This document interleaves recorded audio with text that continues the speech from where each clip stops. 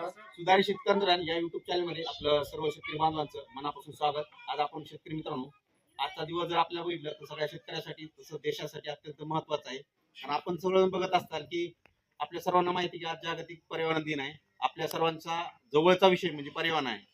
मित्रांनो, आपण जर सगळे जवळ जीवन जगत असा सजीव जगत असेल तर त्याला पर्यावरणाची साथ लागते. आज सर्व सृष्टीमध्ये पर्यावरण जर चांगला असेल तर निसर्ग चांगला असेल तर आपण सर्वजण चांगले आहेत.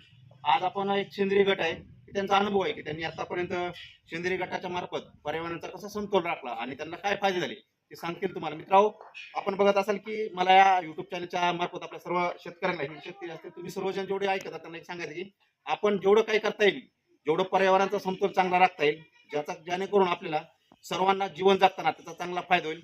सर्व जीवनसृष्टीमध्ये जे सर्व सजीव असतात ते आपल्या सर्वांचे नातलग असतात किंवा आपल्या जीवनावर डिपेंड असतात. आपण जर बघितलं ही साखळी जर चांगली राहील तर निसर्ग चांगला. आज जर तुम्ही बघितलं वातावरण पूर्ण बदलले आणि वातावरण बदलत असल्यामुळे निसर्गाचा समतोल सगळ्यात जास्त बदलला. त्याच्यामुळं सगळ्यात मोठं नुकसान आपल्या सर्व शेतकरी बांधवांना तसंच देशामध्ये होत आहे.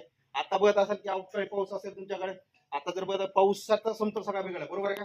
पाऊस टायमिंग आहे का? दरवर्षी बघत असाल तर पावसाची जी आयुष्यमान संख्या किंवा प्रजन्यमान अवस्था ती कमी कमी होत जाईल.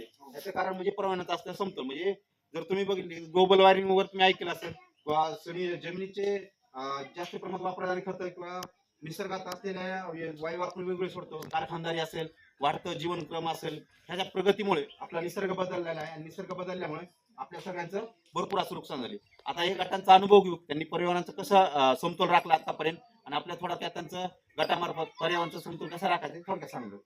नमस्कार. नमस्कार. माझं नाव महादेव अंकुश साखरे. आमचा जय किसान सेंद्रिय शेतकरी गट जवळपास 3 वर्षापासून आम्ही कार्यरत त्याच्यामध्ये कार्य करायला. तर सेंद्रिय शेती ही एक काळाची गरज आहे, कारण पर्यावरणपूरक पर्यावरण आणि सेंद्रिय शेती ही एकदम दोघांचं समीकरण एक येत आहे. कारण काय, आम्ही जमिनीमध्ये जवळपास शेणखत वापरतो, त्याच्यामुळे आमच्या जमिनीमध्ये जे गांडुळाचं प्रमाण आहे त्याच्यामुळे माती सुपीक आणि चांगली सदृढ राहते. त्याचबरोबर जे झाड आहेत समजा, झाडावर आम्ही कीटकनाशक न फवारल्यामुळं मधमाशा आमच्या पिकावर येतात आणि त्याच्यामुळं मधमाशा सुद्धा आपल्या शेतीसाठी गरजेच्या आहेत. त्याचबरोबर जमिनीची जी नापिकी होती, जे केमिकलची औषधं खतं वापरतो त्याच्यामुळे पाण्यामध्ये मुरून पाणी पण दूषित होतंय आणि पर्यावरण त्यानुसार दूषितच होते आणि हवा फ्रेश राहत नाही, समजा दूषित होते हवा पण त्याने. त्याचबरोबर तापमान वाढ जास्त होईल, झाड लावले तर तापमानामध्ये वाढ कमी होईल. कारण तापमान आता जवळपास 50 डिग्री सेल्सिअस कडे जाईल, 42, आमच्या इथे तर 42 होतं समजा.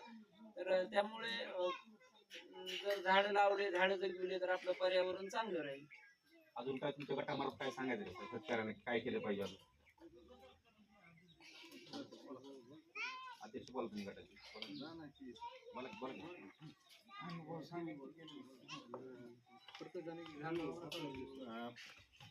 प्रत्येक शेतकऱ्यांनी दरवर्षी एक एक झाड लावलं तर बरेच आपल्याला त्याच्यापासून फायदा होईल. आणि दुसरी गोष्ट म्हणजे शेतकऱ्याला हात जोडून आणि नम्रतेची एकच विनंती की आपल्या आता रासायनिक खताचा वापर किंवा रासायनिक जे आपण फवारणी करतात त्याच्यामध्ये जास्त शेतकऱ्याचा असा अनुभव आलेला आहे की मजूर कमी लागते, मजूर मिळत नाहीत, म्हणून आता आपण जे असणार काय तर तणनाशकाचा वापर जास्त प्रमाणात करतात. परंतु ते तणनाशकाचा एवढा परिणाम होऊ लागलाय की जे जीवाणू लागणार आहे जमिनीमधून आपल्या असणाऱ्या धान्याला किंवा उगवण क्षमता वाढवण्याला जे पोषक लागणार आहे ते असणाऱ्या कीटकनाशकामुळे मरायला लागले.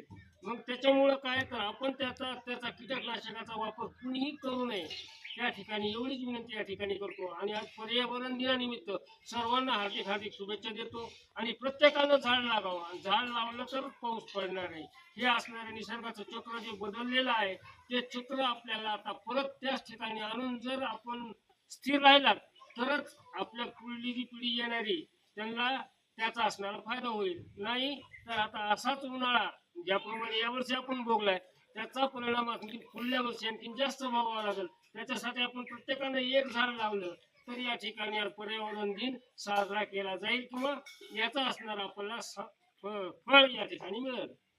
चालतं. यांच्या गटामार्फत अतिशय उत्कृष्ट त्यांनी माहिती सांगितली. शेतकरी मित्रांनो, पर्यावरणाचा समतोल हे आपल्या सर्वांचं जीवन आहे. आपण सर्वांनी झाडे लावणे गरजेचं आहे. झाडे लावले तर पाणी म्हणजे पाऊस व्यवस्थित पडेल, पाऊस व्यवस्थित पडले तर आपल्या सगळ्यांचं उत्पन्न चांगलं येईल आणि आपलं जीवन सगळ्यात सुधारेल. आजचा खरंच त्यांनी मोलाचा असा सल्ला दिलाय. सर्व शेतकऱ्यांना विनंती असेल, माझ्या युट्यूब चॅनल मार्फत असेल, त्यांच्या गटामार्फत एक विनंती असेल की आपण सर्वांनी जेवढे झाडं लावता येईल तेवढे लावा. निसर्ग जेवढा चांगला सांभाळता येईल सांभाळा, येणाऱ्या पिढीसाठी आपल्या सगळ्यात चांगलं आहे. आणि दुसरी गोष्ट म्हणजे जो पडलेलं पाणी आहे ते पाणी जर आपल्या शेतातून वाहून नाही जाण्याचा प्रयत्न केला, जर त्या बांधबंदिस्ती जर आपण केली उत्तराच्या दिशेने, तर त्या ठिकाणी जे पडलेलं पावसाचं पाणी ते जमिनीत मुरत आणि तेच असणार आहे आपल्या पिकाला उत्पन्नाला पुढं वापरण्यासाठी उपयोगी पडेल. जे असणारं व्यर्थ पाणी जाणार आहे ते पाणी जाऊ देऊ नये. प्रत्येक शेतकऱ्याने बांधबंदिस्ती करून पाणी आपल्या रानामध्ये जास्तीत जास्त कशा प्रकारे जिरवता येईल याचा प्रयत्न प्रत्येक शेतकऱ्याने केला तर त्याचा फायदा पुढे चालून आपल्यालाही होईल आणि आपल्या लेकरालाही होईल. चला शेतकरी मित्रांनो, आज सगळ्यांनी आपण असं ठरवू पर्यावरण दिनानिमित्त झाडे लावू आणि झाडे जगू. सगळ्यांनी म्हणायचे झाडे